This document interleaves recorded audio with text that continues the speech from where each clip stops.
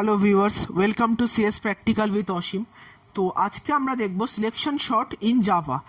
এবং এর আগের ভিডিওতে আমরা দেখেছিলাম বাবল শর্ট কিভাবে করতে হয়, এবং এর আগের ভিডিওতে আমি বলেছিলাম এগুলো জাস্ট এক একটা মেথডের নাম, bubble short, selection short, insertion short, এবং একে একে আমরা সমস্ত ভিডিওই দেখব জাভায় কীভাবে করতে হয়।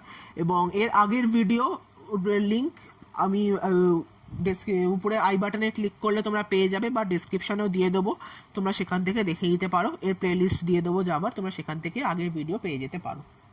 তো যেহেতু সিলেকশন শর্ট আমরা অ্যারে ইউজ করেই করব, তো প্রথমে আমরা অ্যারের সাইজটা ধরে নিলাম। তো ধরে নিলাম সেই সাইজটা হচ্ছে n, ঠিক আছে।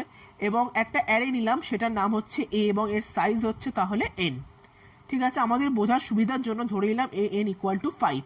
তাহলে অ্যারের সাইজ হচ্ছে 5। এবং যখন প্রোগ্রামটা করব, এই অ্যারের এলিমেন্টগুলো এবং সাইজ পুরোটাই রান টাইমে ইউজার থেকে আমরা নেব।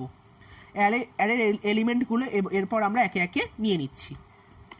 5খানা এলিমেন্ট, 10, 20, -14, 11, 0, এই 5খানা এলিমেন্ট আমরা নিয়ে আমরা কাজ করব। তো কোনো কিছু এগোনোর আগে আমরা আগের করেসপন্ডিং অ্যালগোরিদমটাকে দেখে নেব। তো এটা হচ্ছে করেসপন্ডিং অ্যালগোরিদম, যেখানে আমরা ইনপুট হচ্ছে যে অ্যারেটা এবং এর সাইজটা, যেটা ইউজার থেকে আমরা নেব, এবং আউটপুট হচ্ছে শর্ট হয়ে যাওয়ার পর যেটা আনসারটা আসবে সেটা হচ্ছে এর আউটপুট। এবং আমরা আগেই বলেছি যে এটা আমরা অ্যাসেন্ডিং অর্ডারে শর্টিংটা করছি, ঠিক আছে। আচ্ছা, প্রথমে ফর লুপ চালিয়ে অ্যারেটা ইউজার থেকে নিয়ে নিলাম, এবং পরে সেটা আমরা ডিসপ্লে করে দিলাম, হলো। এরপর এখান থেকে আমাদের শর্টিংয়ের কাজটা শুরু হচ্ছে। এইখানে আমরা একটা ফর লুপের ভেতরে আরেকখানা ফর লুপ ইউজ করব, এবং লক বলে একটা ভেরিয়েবল সেট করেছি যেখানে আই এর ভ্যালুটা স্টোর করছি, এবং ইনিশিয়ালি লকের ভ্যালু হচ্ছে 0। আমরা লিখে দিতে পারি যে সেট লক = 0। আমরা লকটাকে ইনিশিয়ালাইজ করলাম 0 দিয়ে, হলো। আচ্ছা, লুপিংয়ের সময় লকের ভ্যালুটা আই এর যে ভ্যালু সেটা দিয়ে আমরা সেট করছি। আচ্ছা, আরেকটা যে ফর লুপের চলছে যেটা হচ্ছে জে, এবং সেটা হচ্ছে i+1 থেকে n অবধি চলবে। তো i এর ভ্যালু 0, i+1 বলতে হচ্ছে 1 থেকে n অবধি চলছে। সেখানে চেক করা হচ্ছে যে a অফ লকের ভ্যালু কি a অফ জে এর চেয়ে বড়। যদি তাই হয় তাহলে লক = j হবে, ঠিক আছে।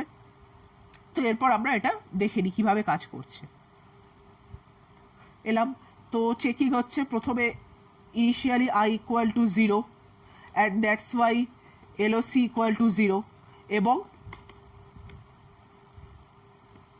j = i+1, that is j = 1, ঠিক। এরপর আমরা চেক করব যে a of lock is greater than a of j। a of lock হচ্ছে 10, আর a of j, এবং j এর ভ্যালু হচ্ছে 1, a of 1 = 20, ঠিক আছে। 10 কি 20 চেয়ে বড়? তা 10 20 চেয়ে বড় নয়। সুতরাং i এর ভ্যালু যে এক ঘর বাড়বে, তো তার সাথেই j এর ভ্যালু, লকের ভ্যালুটাও বাড়বে। দেখো, i এর ভ্যালু এক ঘর বাড়লো, তো লকের ভ্যালু এক ঘর বাড়লো। নেক্সট পজিশন দেখা হলো, তখন i এর ভ্যালু হচ্ছে 1, এবং দ্যাটস ওয়াই i এর ভ্যালু যেহেতু 1, তাহলে লকের ভ্যালু বেড়ে হয়েছে 0 থেকে 1, এবং a of 1 এর ভ্যালু তখন হচ্ছে 20, ঠিক। এবং এটা আবার i+1 মানে 2, a of 2 এর ভ্যালু হচ্ছে -14, হলো। এবার কি চেক হলো যে a of lock is greater than a of j। হ্যাঁ, কারণ 20 is always greater than -14, তাই যদি হয় তাহলে হবে লক = j। তাহলে লক = হলো 2, ঠিক, ঠিক আছে। তাহলে থার্ড পজিশনে গিয়ে কিন্তু এটা ব্রেক করে গেল, হলো। এবং এটার সাথে i এর ভ্যালু যেহেতু সেম নয়, কারণ i এর ভ্যালু হচ্ছে তখন 0 থেকে বেড়ে 1 হয়েছে, আর লকের ভ্যালু হয়ে গেছে 2।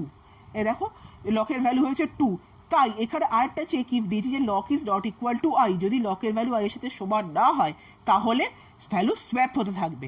তার মানে কি, ফার্স্ট সোয়াপিং এই দুটোর ভেতরে হলো, তাহলে এটা চেঞ্জ হলো 10, -14, 20, এবং পরে যে এলিমেন্ট আছে সেগুলো পরপর বসলো। কিন্তু আবার চেকিংয়ে দেখা গেল যে -14 আর 10 এর ভেতরে 10 -14 এর চেয়ে বড়। তাই হলে আইটারেশন 1 যেটা থাকবে সেটার ভ্যালুটা আসবে -14, 10, 20, 11, 0। ঠিক আছে, তার মানে দেখো এখানে আমরা কি দেখে নিলাম যে ফার্স্ট যে এলিমেন্ট সেটা কিন্তু তার নির্দিষ্ট জায়গা পেয়ে গেল আইটারেশন 1-এ। তাহলে নেক্সট যখন আইটারেশন আসবে সিলেকশন শর্টের ক্ষেত্রে, কারণ এখানে আমরা এক একটা এলিমেন্টকে সিলেক্ট করে করে কাজ করছি দেখতেই পাচ্ছি, তো নেক্সট যে এলিমেন্ট যেটা শর্টেড হবে সেটা হচ্ছে 0। এখান থেকে আমরা দেখে বুঝতে পারছি। তাহলে আমরা 0টাকে শর্ট করি, -14, 0টা তার অরিজিনাল জায়গা পেয়ে যাবে, 0, 10, 20, 11। ঠিক আছে, এটা তার অরিজিনাল জায়গাটা পেয়ে গেল। আইটারেশন 3-তে 11 তার অরিজিনাল জায়গা পেয়ে যাবে। এরকমভাবে এই জিনিসটা কন্টিনিউয়াসলি চলতে থাকবে। ঠিক আছে, তো এরপর আমরা এর করেসপন্ডিং জাভা কোডটা দেখব। তো তোমাদের সুবিধার জন্য এই অ্যালগরিদমের লিঙ্ক আমি ডেসক্রিপশনে দিয়ে দেবো। তো ক্লাসের নাম দিলাম হচ্ছে সিলেকশন। ঠিক আছে, ওকে করলাম। একটা ক্লাস চলে এলো, ওপর ডাবল ক্লিক করে একটা সেট অফ কোড এলো, সেটাকে মুছে দিয়ে আমরা নিজেদের মতো করে কোডটা লিখলাম। যেহেতু ডেটাটা আমরা ইউজার থেকে নিচ্ছি ইনপুটটা, তাই এখানে আমাদের হেডার ফাইল দিতে হবে import java.util.star। তো ভিডিওটা ছোট করার জন্য তো কোড লেখার জায়গাটা আমি একটু ফাস্ট ফরওয়ার্ড করে দিচ্ছি।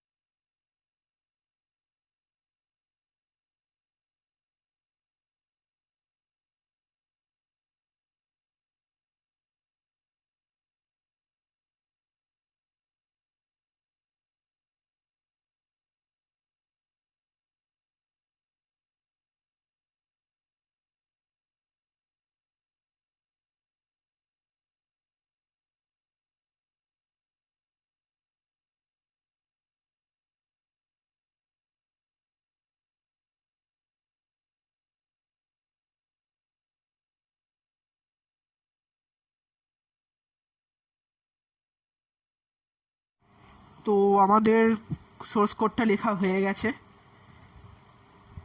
ঠিক আছে, আচ্ছা, অ্যারেটা যেহেতু নিয়েছিলাম তো এখানে নিউ উইন্ড বলে আমরা এই জায়গাটা নিলাম, ক্লাসের নাম দিয়েছি। এরপর আমরা এটাকে কম্পাইল করব। তো কম্পাইল হয়ে গেছে, তোমরা দেখতেই পাচ্ছ যে ক্লাস কম্পাইলড, নো সিনট্যাক্স, এর কোনো এরার কিছু আসেনি, কম্পাইলেশনের কোনো আসেনি। তো এরপর আমরা এটাকে মাউসের রাইট ক্লিক করে এখান থেকে ভয়েড মেন থেকে রান করব। Enter the limit. তো 5খানা এলিমেন্ট নিয়ে করবো বলেছিলাম, 5 দিলাম। তো এবার ভ্যালুগুলো দিই আমি, 10, 20, -14, 11, 0। দেখো যে আফটার শর্টিং -14, 0, 10, 11, 20 এলিমেন্টগুলো শর্টিং হওয়ার পর অ্যাসেন্ডিং অর্ডারে যে শর্ট হয়েছে এলিমেন্টগুলো পরপর দেখিয়ে দিয়েছে। আজকে তোমাদের এই ভিডিও সেশনে একদম লাস্টে চলে এসেছি আজকের। তো আমি এখানে বিশেষ কিছু ট্রিক্সের কথা তোমাদের আজকে বলবো। তো অনেকে তোমরা লিখতে পারো যে আগের ভিডিও আমি তোমাদের বলেছিলাম যে এখানে স্ট্রিং আর্গস তোমরা লিখতে পারো। তো অনেকে আমাকে বলেছিল যে হোয়াটসঅ্যাপ বলো বা কমেন্ট সেকশন ফেসবুকে আমাকে অনেকে বলেছে যে স্ট্রিং আর্গস ছাড়া মেশিনে রান করছে না। কিন্তু অ্যাকচুয়ালি আমি যে এত ভিডিওস করেছি প্রত্যেকটা ভিডিওতেই তোমাদের দেখিয়েছি যে আমি স্ট্রিং আর্গস ছাড়া এটা রান করেছে। আজকে আমরা দেখব যে স্ট্রিং আর্গস এই কথাটা আমরা আজ ইউজ করব, ARGC দেখব যেটা কিভাবে কাজ করে আমরা। ঠিক আছে, তবে আমরা যখন ভয়েড মেনের ভেতরে এরকম কোনো কথা লিখি এটা সবসময় তোমরা খেয়াল রাখবে যে এটা অ্যাকচুয়ালি একটা কমান্ড লাইন আর্গুমেন্ট, এটা as a command line argument এটা কাজ করে। এটা স্ট্রিং আর্গস ছাড়াও তোমরা যদি মনে করো যে ইন্ট ARGV argv হিসাবে তোমরা যদি দিতে চাও, আরও যদি কিছু দিতে চাও তোমরা সেটাও দিতে পারো, সেটাও কিন্তু একই কাজ করবে। কম্পাইল করলাম, করে এরর আসেনি। দেখো তোমরা দেখতে পাচ্ছ যে ভয়েড মেনের ভেতরে লেখা আছে স্ট্রিং ARGC, এই কথাটা এসে গেছে কারণ এটা কমান্ড লাইন আর্গুমেন্ট।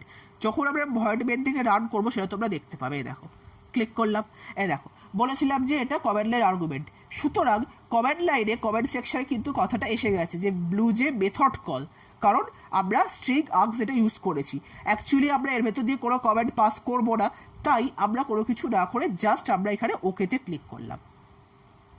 তাহলেও তোমরা রান করতে পারি আমরা, ঠিক আছে? তাহলে তোমরা একইভাবে রান করতে পারো। তো এখানে একই এন্টার দ্য লিমিট হিসাবে 4 দিলাম। তো এলিমেন্টগুলো দিলাম হচ্ছে -20, 0, -35, 10। তো আফটার শর্টিং এলিমেন্টসগুলো দেখিয়ে দিল। তো আশা করি তোমরা ভিডিও দেখে বুঝতে পেরেছো যে কিভাবে আমরা selection short using array in Java করতে পারি। ভিডিওটা ভালো লাগলে ভিডিওটা বন্ধুদের সাথে শেয়ার করো, এবং আমাদের চ্যানেলে নতুন হলে আমাদের চ্যানেলটা সাবস্ক্রাইব করে বেল আইকনটা প্রেস করে দিও, এবং ভিডিওটা ভালো লাগলে ভিডিওটা লাইক করো এবং কমেন্ট করে জানিও ভিডিওটা কেমন হয়েছে।